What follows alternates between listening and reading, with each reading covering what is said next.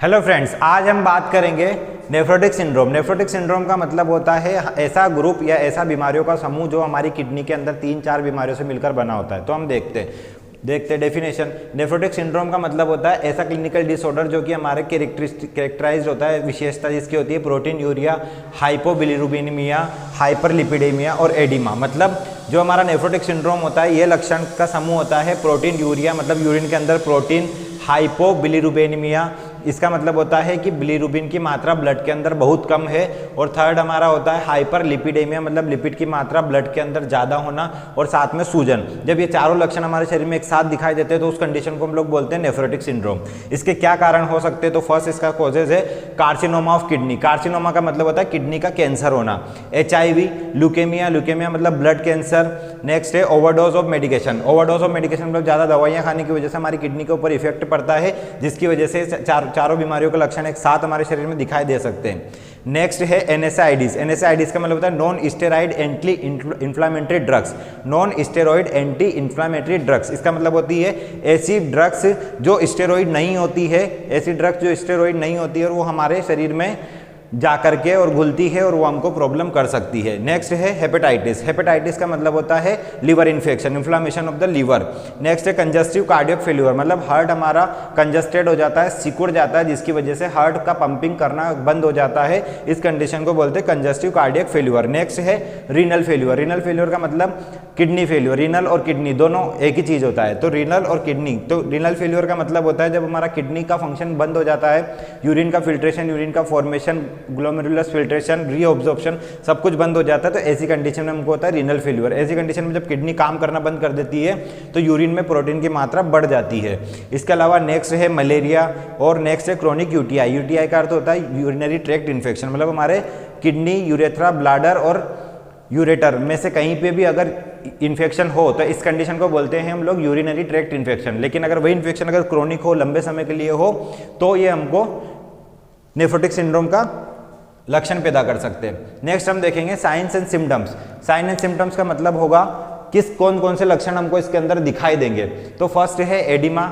Oedema का मतलब होगा सूजन आना। सेकंड है असाइटिस। असाइटिस का मतलब होता है पेट में पानी भरना। थर्ड है presence of protein in urine. Urine के अंदर प्रोटीन की मात्रा हमको उपस्थित दिखाई देगी। नेक्स्ट है स्वेलिंग इन लोअर लिम्ब। हमारे जो पैर होंगे, पैर सारे जितने भी होंगे हमारे, तो पैरों में हमको स्वेलिंग दिखाई देगी। इसके बाद में एब्डोमिनल पेन। एब्डोमिनल पेन का मतलब होता है हमारे पेट में दर्द होगा। हाइपरटेंशन मतलब BP बढ़ जाएगा। हिमेचूरिया। हिमेचूरिया का मतलब होता है यूरिन में ब्लड की उपस्थिति। नेक्स्ट है एनोरेक्सिया, मतलब भूख न लगना। Chills and fever. Chills and fever का मतलब होता है ठंड लगना और कपकपी आना और साथ में बुखार आना। वेट लॉस होना और एंजाइटी मतलब बेचैनी। तो ये सारे लक्षण हमको एक साथ जब दिखाई देंगे या इनमें से कुछ लक्षण दिखाई देंगे हमको, तो हम बोल सकते हैं कि नेफ्रोटिक सिंड्रोम हम लोगों को है। अब इसके लिए हम लोग कौन कौन से टेस्ट करवाएंगे? तो सबसे पहले renal function test. Renal function test मतलब किडनी से रिलेटेड अगर बीमारी है तो किडनी से रिलेटेड ही हमको टेस्ट कराने पड़ेंगे। तो सबसे पहले हम इलेक्ट्रोलाइट्स करवाएंगे, सोडियम, पोटेशियम, क्लोराइड। Na सिर्फ सोडियम, K मतलब पोटेशियम, Cl माइनस मतलब क्लोराइड। ये 3 टेस्ट हम करवाएंगे। साथ में हम करवाएंगे यूरिया और क्रिएटिनिन। इन सब की नॉर्मल वैल्यू अगर नहीं आती है तो फिर हम लोग इस टेस्ट को रेगुलरली हर 1 दिन में 2 दिन में हम लोग इसको करवाते रहेंगे। नेक्स्ट है CBC। CBC मतलब कंप्लीट ब्लड काउंट। नेक्स्ट है यूरिन CS। यूरिन CS मतलब यूरिन कल्चर सेंसिटिविटी। यूरिन के अंदर कौन कौन से कल्चर्स है, उनका सेंसिटिविटी, यूरिन के अंदर क्या क्या प्रॉब्लम है वो हम चेक करेंगे। नेक्स्ट है यूरिन का रूटीन माइक्रोबायोलॉजी टेस्ट। नेक्स्ट है रीनल बायोप्सी। रीनल बायोप्सी मतलब किडनी के अंदर से टिश्यू निकाल करके उसका टेस्ट किया जाता है और उससे हमको पता चलता है कि जो इन्फेक्शन है उसका कारण क्या है। नेक्स्ट है USG एब्डोमेन, मतलब पेट का USG करना, सोनोग्राफी करना। और लास्ट है एक्सरे KUB। एक्सरे KUB का मतलब होता है किडनी, यूरेटर और ब्लाडर, इन तीनों चीज़ों का एक्सरे करना। तो ये सारे डायग्नोस्टिक टेस्ट हम इसके अंदर करते हैं। नेक्स्ट हम देखेंगे मैनेजमेंट। मैनेजमेंट में सबसे पहले मेडिकल मैनेजमेंट। सबसे पहले हम देखेंगे ACE इनहिबिटर्स। ACE इनहिबिटर्स देंगे हम उसको BP को कंट्रोल करने के लिए। नेक्स्ट है डायूरेटिक। डायूरेटिक देने की वजह से यूरिन ज़्यादा आएगा। यूरिन ज़्यादा आने से पेशेंट के बॉडी के अंदर जो सूजन है, एडिमा है, वो कंट्रोल होगा। नेक्स्ट हम देंगे उसको एंटीकोएगुलेंट। एंटीकोएगुलेंट हमारे खून को पतला करती है। खून को पतला होने की वजह से जो ब्लड का फ्लो है वो कंटिन्यू बढ़ जाएगा। नेक्स्ट है साइटोटॉक्सिक ड्रग्स। साइटोटॉक्सिक ड्रग्स हम देते हैं डेथ सेल्स को खत्म करने के लिए। Anti neoplastic agent. Anti neoplastic agent एक तरह की ड्रग होती है जो हम नई सेल्स जो डेवलप हो रही है, जो कैंसर का कारण बन सकती है, उनको खत्म करने के लिए देते हैं। नेक्स्ट है एंटीपायरेटिक्स। एंटीपायरेटिक्स अगर फीवर हुआ है तो हम प्रोवाइड कराएंगे कराएंगे। नेक्स्ट है एनाल्जेसिक्स, अगर पेन हो रहा है किडनी में या पेट में किसी भी तरह का पेन हो रहा है तो उसको कम करने के लिए हम लोग देंगे उसको एनाल्जेसिक्स। नेक्स्ट हम देखेंगे नर्सिंग मैनेजमेंट। नर्सिंग मैनेजमेंट में सबसे पहले promote good health to prevent infection, मतलब इन्फेक्शन को प्रिवेंट करने के लिए, दूर करने के लिए हम उसको अच्छी हेल्थ प्रमोट करेंगे, उसको अच्छा डाइटरी सप्लीमेंट देंगे। नेक्स्ट है अवॉइड नॉन एक्सपोजर, जो भी जाने पहचाने खतरे उसके सामने हमको दिख रहे हैं, जो भी इन्फेक्शन या इंजरी के खतरे दिख रहे हैं उनको अवॉइड करेंगे। नेक्स्ट है प्रोवाइड हेल्थ एजुकेशन, पेशेंट को हेल्थ एजुकेशन प्रोवाइड कराएंगे, स्वास्थ्य शिक्षा उसको देंगे। नेक्स्ट है प्रोवाइड पर्सनल हाइजीन, पेशेंट को व्यक्तिगत स्वच्छता के लिए प्रोवाइड करवाएंगे, प्रमोट करेंगे उसको और एडवाइस करेंगे कि वो साफ सफाई से रहे, अच्छे से रहे। नेक्स्ट है advice to take medication on time, मतलब उसको ये गाइड करेंगे कि वो समय समय पर अपनी सारी दवाइयाँ अच्छे तरीके से ले।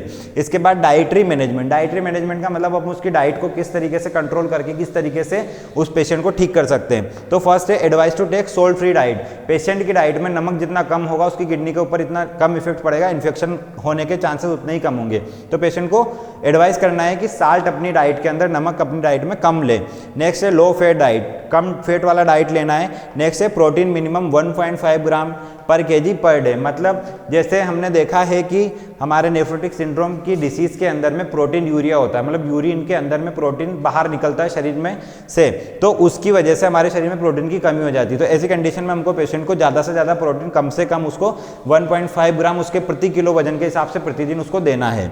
नेक्स्ट है लो पोटेशियम डाइट, लो पोटेशियम मतलब पेशेंट को इस कंडीशन में पोटेशियम फ्री डाइट देना है हमको, जैसे उसको केला नहीं खिलाना है और ऐसी बहुत सी चीज़ें उसको हमको नहीं देना है। इसके बाद नेक्स्ट हम देखेंगे पेशेंट का कॉम्प्लिकेशंस।